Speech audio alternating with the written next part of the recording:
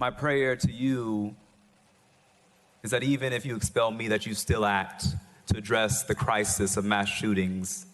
Because if I'm expelled from here, I'll be back out there with the people every week demanding that you act. If you expel me, I'll continue to show up because this issue is too important. I talked to too many students and mothers in tears this week who said, thank you for doing something, colleagues. The world is watching.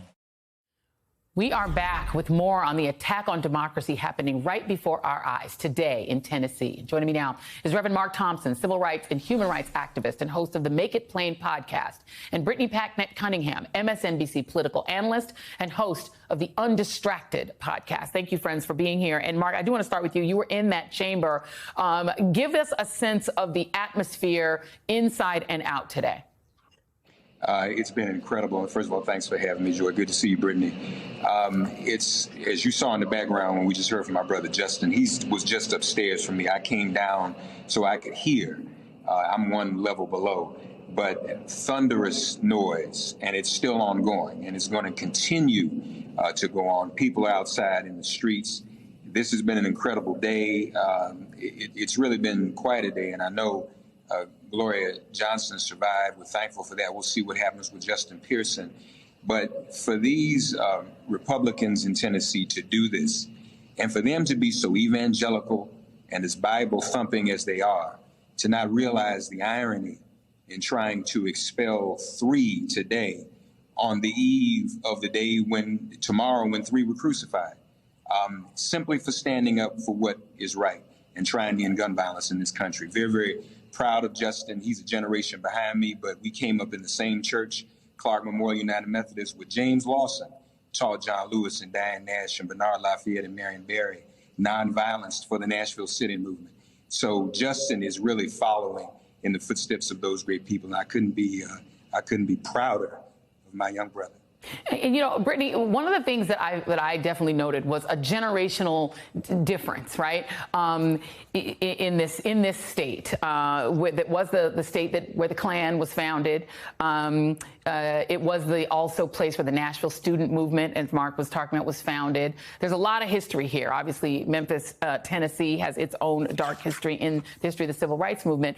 But I think about that, and I think about the Nashville student movement in particular. There were members, there are other black members in that body, but they're a generation older than beyond Mark Thompson, right? They are a generation older. And there was a lot of talk about grace. Like, we know the young people got a little bit excited. We know that they had different methods that were a little bit loud, but let's have grace for them. That argument of grace struck me as a very odd way to talk about the stripping of democracy from 200,000 constituents. And I wonder, you as a young activist, how that struck you, that strange sort of generational difference between Justin Jones' fire and this older guard sort of call for grace.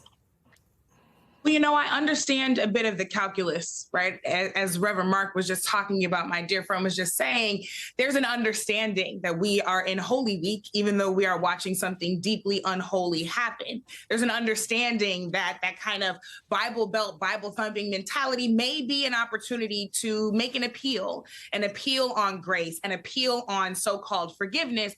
But personally, I don't feel that there's any forgiveness necessary because nothing wrong was done. The only wrong done was the continued inaction and distraction that the Tennessee GOP has been pursuing during this hearing before now and what they'll continue to do after now.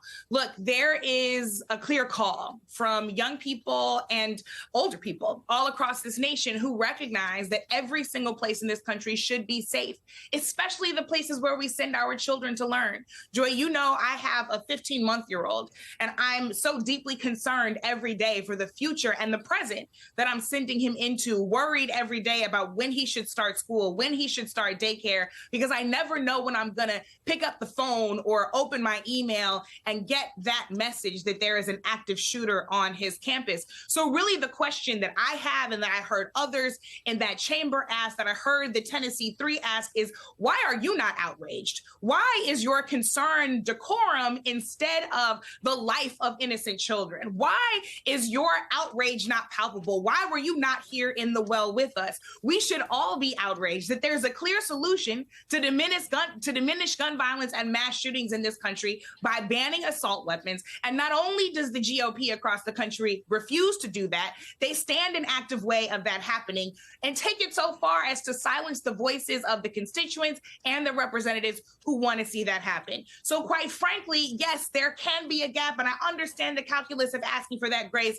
but really we should be embarrassing the folks who are not outraged by this, because it is absolutely outrageous. Yeah, let me play really quickly. This is Gloria Johnson, because there was a difference between the way that at least the first two of these representatives were treated. Here is Gloria Johnson explaining in her own words why she thinks she survived when her colleague Justin Jones did not. Why do you feel like there was a difference in the outcome between you and your colleague?